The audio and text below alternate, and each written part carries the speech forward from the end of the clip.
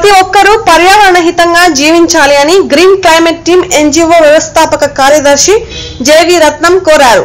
అనకాపల్లి జిల్లా ఎస్ రాయవరం మండలం కురుప్రోలు జూనియర్ కళాశాలలో మంగళవారం ఉదయం గ్రీన్ క్లైమేట్ టీమ్ ఎన్జీఓ నేతృత్వంలో మొక్కలు నాటడం, పిచ్చుకల కోసం గూళ్లు ఏర్పాటు, ధ్యానం, కుంకుల కుచ్చుల ఏర్పాటు చేసిన అనంతరం విద్యార్థులకు అవగాహన కార్యక్రమం నిర్వహించారు. ఈ కార్యక్రమంలో ఆయన మాట్లాడుతూ పిచ్చుకల కోసం గూళ్లు ఏర్పాటు చేయాలన్నారు. ఔషధ గుణాలు కలిగిన పండ్ల జాతి పక్షులు గూళ్లు పెట్టుకునే మొక్కలు నాటి పెంచాలని కోరారు.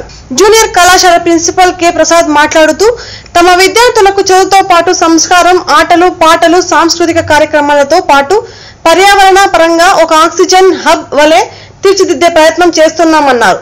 ఈ కార్యక్రమంలో ఉపాధ్యాయులు, లెక్చరర్లు, విద్యార్థులు అధిక సంఖ్యలో పాల్గొన్నారు. మరి స్కూల్లో ఇంగ్లీష్ అసిస్టెంట్ పనిచేస్తున్నాను. మరి ఈరోజు రత్నం గారు పాఠశాలకు విచ్చేసి మరి పిల్లల్లో మొక్కల పెంపకము గురించి అవగాహన కలిగజేశారు. అలాగే పక్షుల యొక్క ఆవశ్యకత, పక్షులు ఏ విధంగా పరిరక్షించుకోవాలా, పక్షులు అంతరించిపోతే జీవ వైవిధ్యం ఏ విధంగా దెబ్బతింటుందో మరి చక్కగా పిల్లల్లో అవగాహన కలగజేశారు. మరి ఈనాడు మీ అందరికీ తెలుసు, మరి మేము చిన్నప్పుడు మా సార్ చెప్పినట్టు అప్పుడు అన్నీ కూడా కమ్మలి నుండి మేము సెలవు వస్తే నిచ్చెన వేసుకొని ఈ పక్షులు పిచ్చుకలు పట్టుకోవడానికి ట్రై చేసేవాళ్ళు అన్నమాట. మాకు ఒక ఆత్మ ఉండేది.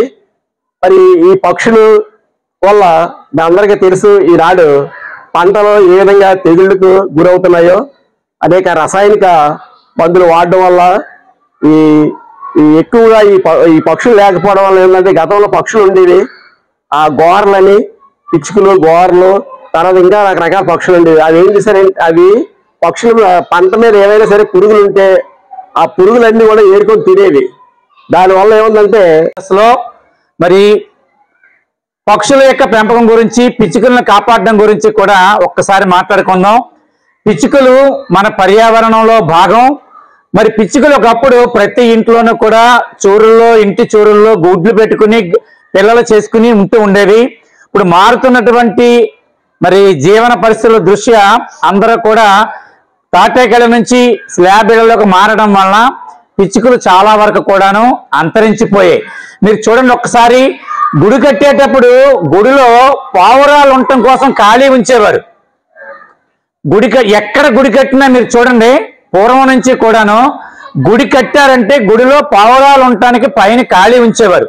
పావురాలు అందులో గుడ్లు పెట్టుకుని అక్కడ జీవిస్తూ ఉండేవి. ఇప్పుడు ఆ విధానాలన్నీ కూడా మారుతూ వస్తున్నాయి. అలా కాకుండా పక్షుల్ని మనం కాపాడుకోవడం ద్వారా మన పర్యావరణాన్ని కాపాడుకోవచ్చు. Studying in 9th class ZPHS Kuruprolu. మా స్కూల్లోకి మొక్కలు నాటమని చెప్పడానికి వచ్చారు. మామిడికాయలు, ఏమైనా సీడ్స్, వేసిన ఫ్రూట్స్ సీడ్స్ కట పాడేయకుండా అవి రాసి వాటిని నానబెట్టి ఆరబెట్టాక అవి సీడ్ బాక్సెస్ చేయండి. ఈరోజు కురుప్రోల్ జూనియర్ కాలేజీలో పర్యావరణ పరిరక్షణ కోసం విద్యార్థులు, లెక్చరర్లు, ప్రిన్సిపాల్, ఉపాధ్యాయులు అందరితో కలిపి కార్యక్రమం చేయడం జరిగింది.